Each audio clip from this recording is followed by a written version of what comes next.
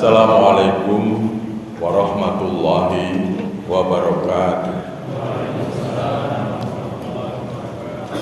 Alhamdulillahirabbil alamin. Wassalatu wassalamu ala asrofil anbiya wal mursalin wa ala alihi washabbihi ajma'in. Amma ba'd.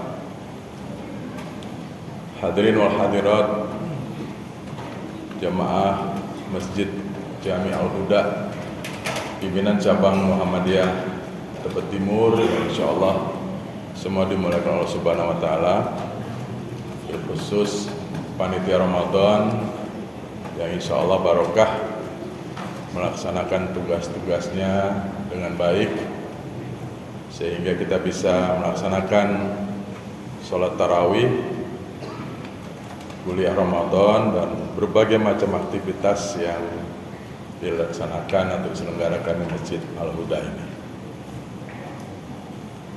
Hadirin wa hadirat rahimakumullah, dalam satu kesempatan Rasulullah SAW ditanya oleh seorang sahabat, "Ya Rasulullah, ayyul amalu ahabbu ilallah?" Ya Rasul, perbuatan apakah yang dicintai oleh Allah, yang paling dicintai oleh Allah? Rasul menjawab, qala as-salatu ala waqtiha, salat pada waktunya. Tsumma ayun ya Rasulullah, setelah itu apa ya Rasulullah? Qala, Rasul menjawab, birrul walidain. Tsumma ayun ya Rasulullah, setelah itu apa ya Rasulullah?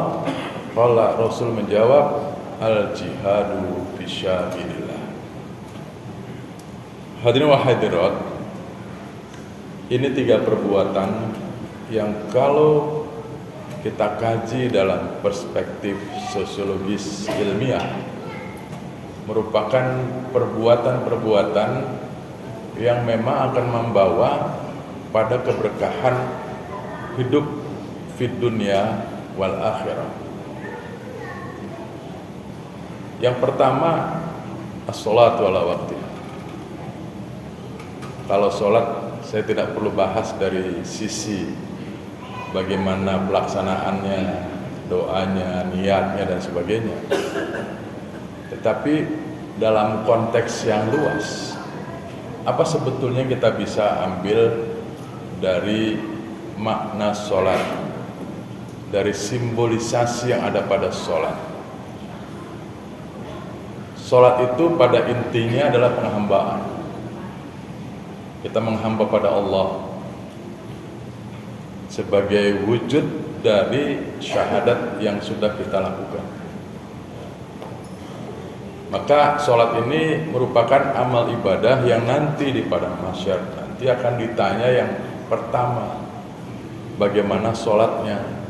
Kalau sholatnya baik, rapi, insya Allah ibadah lainnya rapi.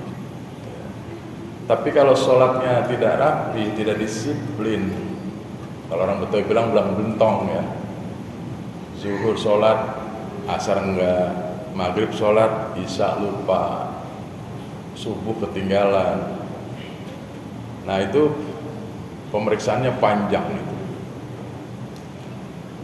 Dan sholat juga merupakan perintah Allah yang langsung dari Allah Subhanahu wa taala tanpa melalui malaikat Jibril. Kalau perintah-perintah lain melalui malaikat Jibril. Hanya sholat perintahnya langsung dari Allah dalam peristiwa Isra Mi'raj yang kita tahu semua. Subhanalladzi a'udzu billahi minasyaitonir rajim.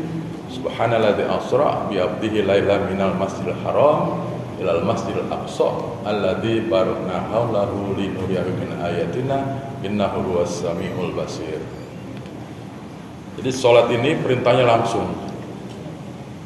Di dalam riwayat disebut ada tawar-menawar antara Allah dengan Rasulullah SAW.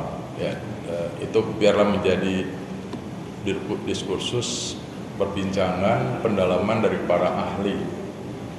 Tetapi intinya kita mendapat perintah 5 waktu dalam satu hari. Yang orang sering menyingkat Islam, Isya, subuh, lohor, asar, maghrib. Ya, Tentu gampangnya saja ya. Zuhur bukan lohor ya, zuhur. Untuk mudahnya Islam. Itulah perintah utama.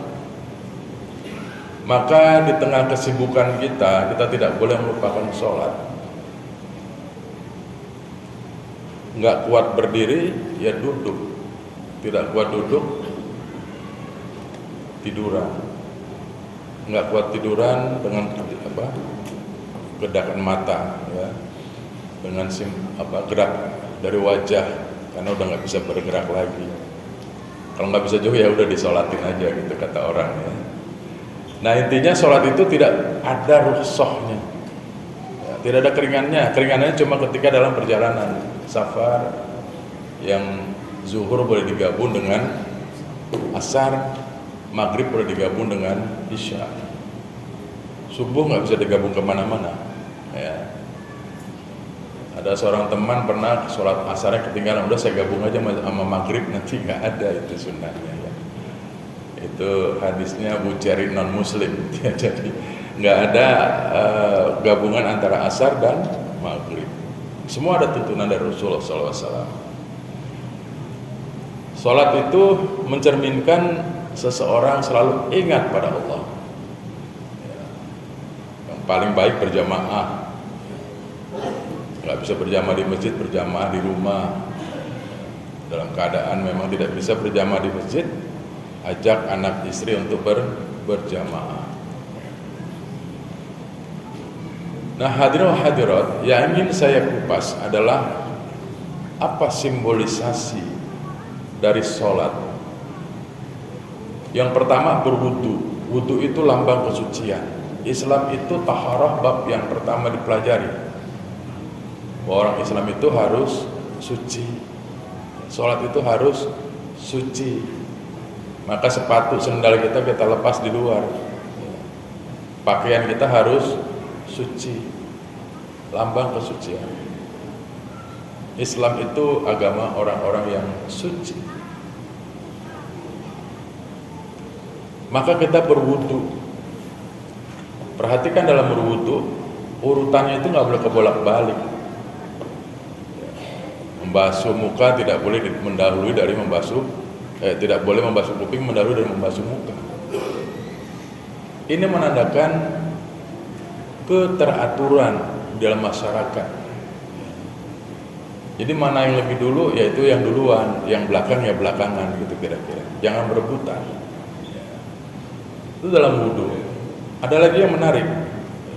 Kalau kita renungkan ini, wudu kita itu kalau buang gas ya, batal kita kan. Tapi siapa yang bertanggung jawab terhadap batal itu? Semua organ yang wajib berwudu. Bahkan tempat yang buang itu nggak dibersihkan, kecuali ada ampasnya. Ya. Ini menandakan bahwa kalau ada kegagalan dalam sebuah organisasi, tidak ada yang gagal itu hanya satu pihak saja yang bertanggung jawab. Semua pihak bertanggung jawab. Persoalan kita sekarang soal adab misalnya. Ada masyarakat, ada politisi, ada pimpinan. Ya. Itu siapa yang salah? Kolektif. Semua ikut salah.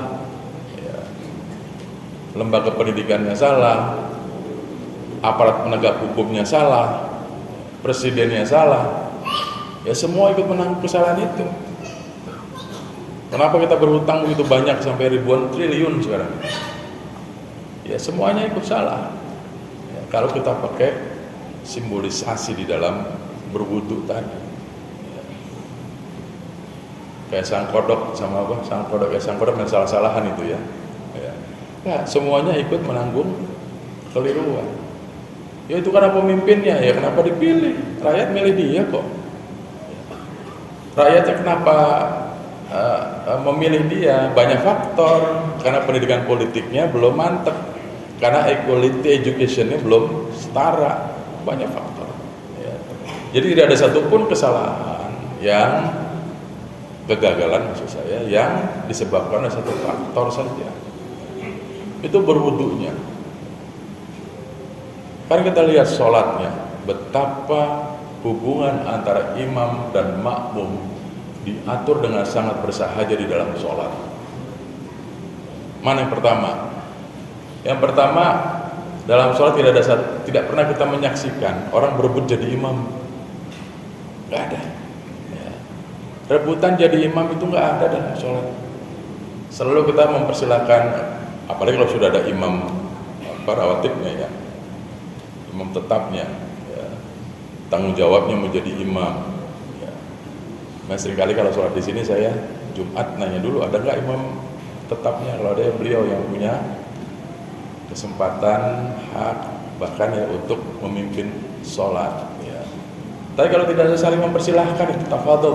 Apalagi kalau sholatnya maghrib, isya, subuh ya, yang bacanya agak kenceng gitu ya, semua saling tafadhol. Tapi kalau zuhur sama asar banyak yang berani lah ya. Modalnya cuma Allahu Akbar, sami Allahu liman hamidah gitu ya. Itu modalnya ya.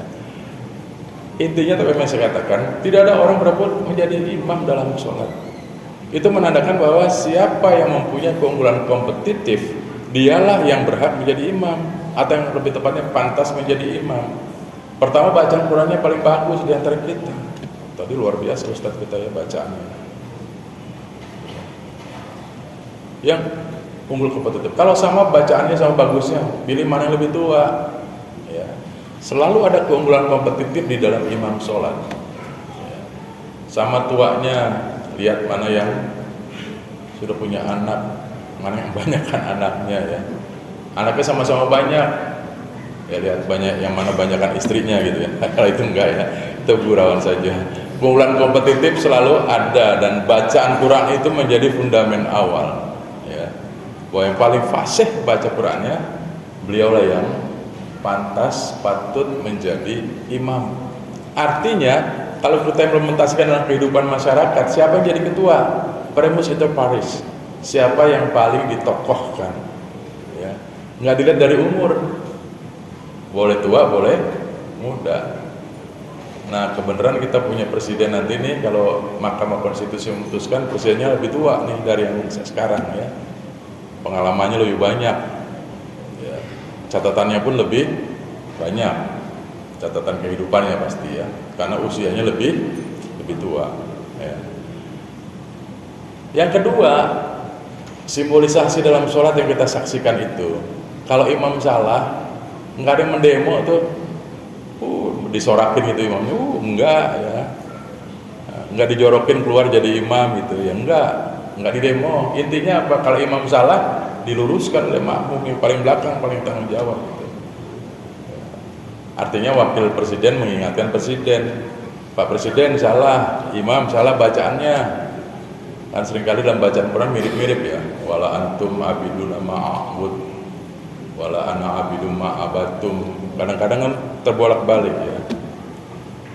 Wala antum, wala ana, wala antum. Imamnya lagi pusing mikirin lebaran itu ya.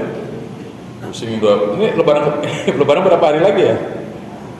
Imamnya lagi pusing, nggak punya anak-anak belum pada beli baju baru gitu ya, udah pada minta baju baru, pusing, baca Qurannya ngawur. Nah diluruskan oleh makmum ulama. Tapi imam sholat hampir nggak ada yang kayak gitu ya. Imam sholat biasanya orang yang terpilih, yang dalam keadaan psikologi seperti apapun dia tetap mampu memimpin sholat dengan baik. Bacaannya diluruskan, artinya apa? Dalam proses demokrasi kalau nyontok sholat gitu ya, presiden salah diluruskan ya. Soal dia kemudian tidak lurus-lurus juga, tugas kita adalah meluruskan, memberi kritik, tidak membakar tanda gambarnya tidak membakar gambarnya. Membakar gambar presiden itu dalam demo-demo menurut saya sangat tidak beradab. Karena apa? Karena itu simbol negara, harus kita hormati. Imam harus orang yang jujur. Kalau batal, buang angin misalnya ya, dia harus mundur. Ini pintunya ada. Nah, keluar dari pintu sini, makmum belakangnya maju, beliau wudhu lagi, masuk ke barisan makmum. Itu simbolisasi hubungan antara imam dan makmum di dalam sholat. Makmum dalam mengkritisi sangat santun. Yang perempuan, laki-laki subhanallah Barangkali imam lupa habis tidak langsung sujud gitu ya, atau yang mestinya dia tahiyat awal langsung berdiri, subhanallah. Jadi kalau kita lihat simbolisasi sholat di dalam praktek hubungan antara makmum dan imam, kalau ini contoh di dalam organisasi, apapun organisasi itu, bisa Muhammadiyah, bisa Nahdlatul Ulama, bisa Persis, bisa negara, bisa RT, bisa RW, betapa sangat bersahaja. Dan imam itu betul-betul orang pilihan yang jujur. Jadi kalau kita melihat simbolisasi ini, betapa indahnya tatanan sosial masyarakat Islam yang dicontohkan di dalam sholat. Oleh karenanya, kalau orang sholatnya benar, insya Allah perilakunya juga benar. Inna sholata tanha 'anil fahsya'i wal munkar. Wasta'inu bis sabri was shalah. Sholat itu manfaatnya banyak. Kalau kita sedang gundah gulana, jadikanlah sabar dan sholat sebagai penolongmu.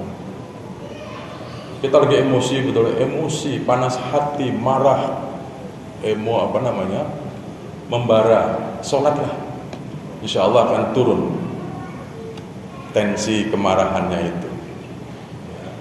Orang jahat dengan kita, sholat, jadikan sholat sebagai penolong. Di sholat itu posisinya sangat penting. Gundah gulana karena berbagai persoalan, mengadulah pada Allah melalui sholat. Oleh karenanya, sholat itu disebut sebagai tiang agama. As-sholatu imaduddin, wa man aqamaha faqad aqamadin, wa man tarakaha faqad hadamaddin. Oleh karenanya saya berpesan pada anak-anak muda, sesibuk apapun, jangan lupakan sholat. Laksanakanlah sholat dengan sempurna. Di tengah kemacetan misalnya, saya pernah mengalami itu. Dari kampus Cirende mau rapat di Menteng. Dari Cirende belum asar. Nyetir sendiri. Jalan macet luar biasa. Nggak mungkin turun untuk sholat. Saya ingat pesan ustadz saya, guru-guru saya, pokoknya sholat harus dilaksanakan. Ya udah, sholat sambil nyetir. Berhenti mobil saya sholat. Mudah-mudahan sampai di Menteng masih kebagian. Benar, sampai Menteng udah maghrib.